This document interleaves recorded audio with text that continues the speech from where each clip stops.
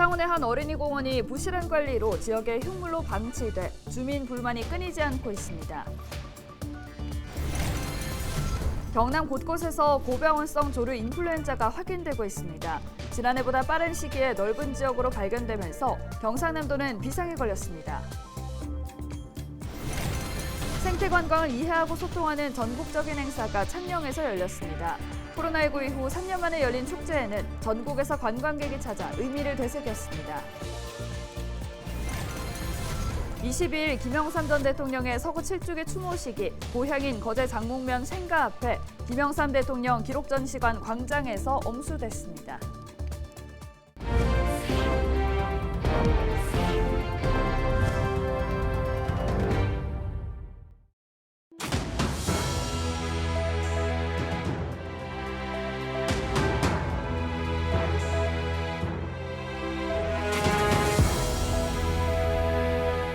여러분 안녕하십니까? 헬로TV 경남뉴스입니다. 우리 아이들이 잠시나마 마음껏 놀 수 있는 공간, 바로 공원과 놀이터입니다. 어린아이들이 사용하는 공간인 만큼 무엇보다 안전과 위생이 중요한데요. 하지만 창원의 한 어린이 공원은 부실한 관리로 지역의 흉물로 전락해 주민 불만이 끊이지 않고 있습니다. 보도에 표영민 기자입니다.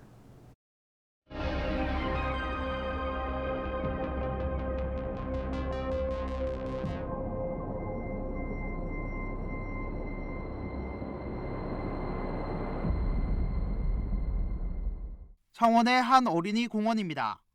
오래된 미끄럼틀 하나만 덩그러니 들어서 있습니다. 그나마도 곳곳에 거미줄이 쳐져 을씨년스러운 분위기마저 연출합니다. 놀이시설로 올라가는 계단입니다. 제가 발을 살짝 올렸는데 계단 전체가 심하게 흔들려 사고 위험이 높습니다. 모래 놀이터도 담배꽁초들이 마구 버려져 금령공원이란 말이 무색할 정도입니다. 주민들은 부실한 관리로 지역의 흉물이 된 지 오래라고 말합니다. 엉망을 내버려 둔 거 같아. 완전 돈 들여가지고 폐지되는 거나 같다 아닙니까? 할 때는 막 공들이가 할 때는 엄청 깨끗하게 한다고 하고. 주민들은 방치된 어린이 공원을 철거하고 주차장 조성을 추진했지만 무산됐습니다.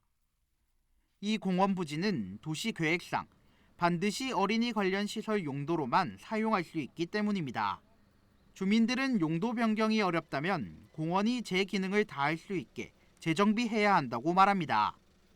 체계적인 관리로 아이들이 또 우리 대한민국을 이끌어갈 아이들인데 좀 놀이터라도 좀 잘해 주셨으면 좋겠습니다. 30년 전 LH로부터 기부 체납받은 공원은 관할구청이 수차례 시설 정비에 나선 곳이지만 관리 소홀이라는 지적이 계속되는 상황. 최근 구청이 주민 민원을 반영해 공원 시설을 유지하면서 일부 공간을 주차장으로 정비하는 방안을 논의하고 있습니다. 전체 다 다시 재조성은 어려울 거고 도시계획 변경을 통해서 일부는 어린이공원을 유지하고 일부는 또 주차장을 조성하고 이런 식으로 하게 되면 진행을 해야 될 것 같긴 한데 전국에 있는 놀이터와 어린이 공원 등은 모두 7만여 개. 외면받는 곳이 생기지 않도록 체계적인 관리 방안 마련이 절실합니다. 헬로TV 뉴스 표영민입니다. 멸종위기 동식물 보호, 자연과 인간의 공존. 공감하지만 직접적으로 와닿지 않을 때도 있습니다. 하지만 직접 체험하거나 느끼게 되면 달라지죠. 우리나라에서는 29곳의 생태 관광 지역이 있는데요. 생태 관광을 이해하고 소통하는 전국적인 행사가 창녕에서 열렸습니다. 코로나19 이후 3년 만에 열린 생태 관광의 의미 속으로 안내해드립니다.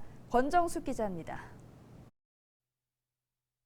국내 최대 규모의 자연 내륙 습지로 1,500여 종의 동식물이 서식하고 있는 우포늪.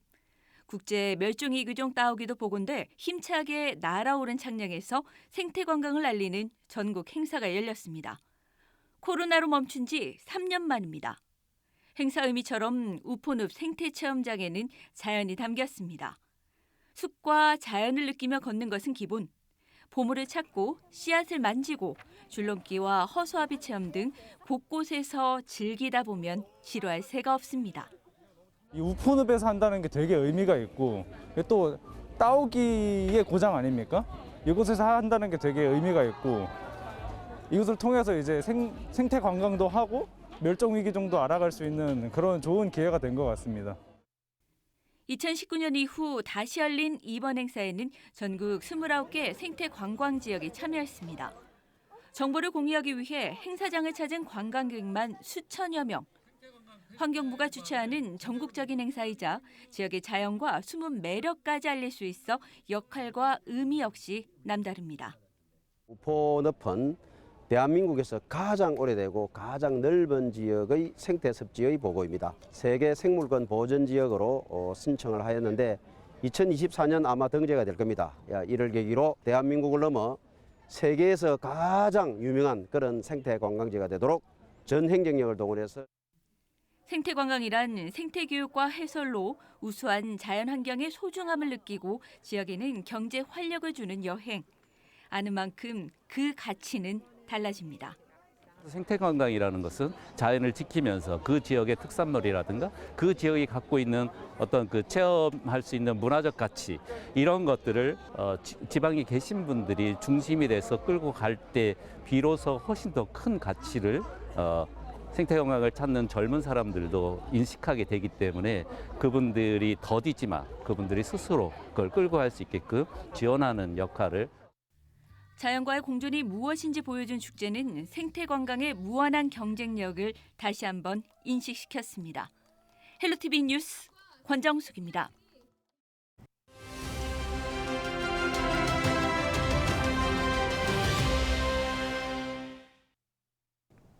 주택 임대 기간이 끝나 집을 나가려는데 전세금을 돌려받지 못한다면 어떻게 될까요?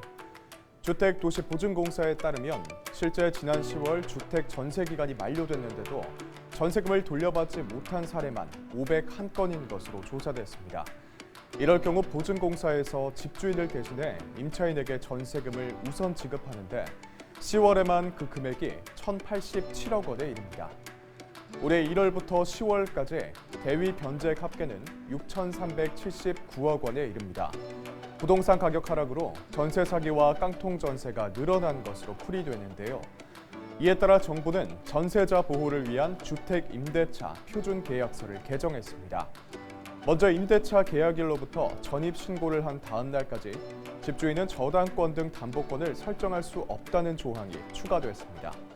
위반 시 임차인에게 계약 해지권과 손해배상 청구권이 인정되는데요. 또 전세 계약 전 자신보다 먼저 보증금을 받게 될 선순위 임차인 정보와 임대인의 체납도 확인할 수 있게 됐습니다. 특히 임대인의 정보 제공이 의무화돼 정당한 사유가 없다면 납세 증명서까지 제시해야 합니다. 개정된 주택임대차 표준계약서는 법무부 홈페이지에 공시됐습니다. 지금까지 데일리 브리핑이었습니다.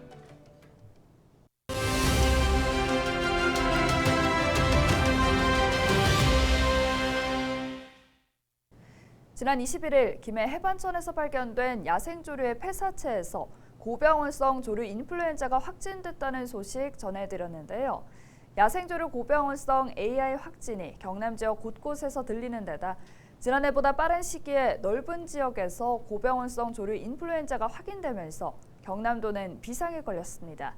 자세한 이야기 경상남도 AI 방역 담당 조명희 계장과 이야기 나눠보겠습니다. 네, 계장님 안녕하십니까? 네, 안녕하십니까. 저는 경상남도 동물방역과 AI 방역 담당 조명희입니다. 먼저 경남 지역 상황부터 짚어보죠. 현재 경남 지역에서는 고병원성 AI 확진 사례가 몇 건이나 발생했습니까? 전국적으로 가금 농장에서 19건의 고병원성 조류 인플루엔자가 발생하였습니다만 방역 여건이 다른 제주도를 제외한 내륙에서 도 단위 강력지방 정보로는 경남도가 유일하게 청정 지역을 유지하고 있습니다. 네. 야생 조류에서도 전국 11개 시도에서 36건의 고병원성 조류 인플루엔자가 검출되었는데 우리 경남도의 경우 김해 사촌천 해반천과 창원 봉곡 저수지 철새 도래지역 야생 조류에서 3건의 고병원성 조류 인플루엔자가 검출되었으며 현재 창녕 우포늪과 김해 해반천에서 추가로 발견된 폐사체에 대해서 4건의 정밀 검사가 진행 중입니다. 현재 철새 도래지에서 이 AI 확진 소식이 들려오면서 비상입니다. 경남 지역의 창녕 우포늪이나 김해 화포천과 해반천 등은 매년 철새 수십만 마리가 차는 곳이기도 한데요. 어떻게 방역하고 계신지요? 네, 우리 경남도는 철새 도래가 시작하는 지난 10월부터 철새가 돌아가는 내년 2월까지 5개월간을 특별 방역 대책 기간으로 설정하여서 소독, 점검, 예찰, 검사 등을 확대한 바 있습니다. 특히 도내 주요 철새 도래지 10곳에는 축산 차량과 축산 종사자의 출입 통제를 실시하고 있으며 가금 농가 차단 방역 강화를 위해 행정명령 11건과 공고 9건을 발령하였습니다. 또 지난 10월 10일 충남 천안시 본강천 야생조류에서 처음 고병원성 조류 인플루엔자 검출 즉시 가축 질병 위기 경보 심각 단계로 AI 방역 대책본부를 설치하여 야생 철새로부터 가금 농가로의 전파 방지를 위한 방역 관리를 집중해 나가고 있습니다. 네, 지난해보다 이 시기도 빠르고 범위도 넓다고 하는데요. 올해 왜 이런 상황이 발생한 것으로 보십니까?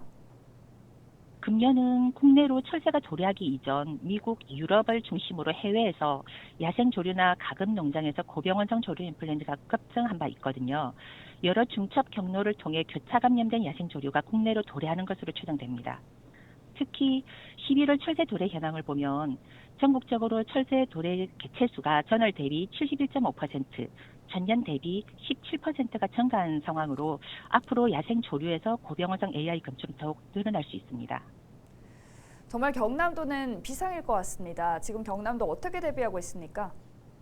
야생 조류의 AI가 검출되면 고병원성 확진 이전이라도 야생 조류 AI 강원 검출 즉시 초동 방역팀을 투입해서 출입 통제 조치를 취하고 또 시료 채취일 기준 21일간 채취 지점 반경 10km 야생 조류 예찰 지역으로 지정해서 해당 지역 가금 농가 이동 제한, 소독과 검사를 강화해 나가고 있습니다. 네, 끝으로 경남 도민들에게 당부의 한 말씀 부탁드립니다. 조류 인플루엔자에서 가장 중요한 점은 야생 조류에서 가금 농가로 바이러스 유입을 예방하고 농가 간 확산을 막는 것입니다. 가금 농가에서는 야생 조류 접근 차단을 위한 그물망 설치, 보수를 실시하는 한편 내 농장, 우리 가금 산업을 내가 지킨다는 책임의식으로 축사 내 외부 소독, 외부 차량과 외부인 출입 통제 등 기본적인 방역 차단 방역 준수가 조류 인플루엔자 예방의 핵심입니다. 덧붙여서 도민들께서는 야생 조류 고병원성 AI 검출로 철새 도래지 등의 출입 통제 조치가 취해지면서 많은 불편이 있겠지만 우리 가금 산업을 지키기 위한 조치로 적극 협조해 주실 것을 당부드립니다. 네, 오늘 말씀 고맙습니다. 네, 수고하셨습니다. 지금까지 경상남도 AI 방역 담당 조명희 계장이었습니다.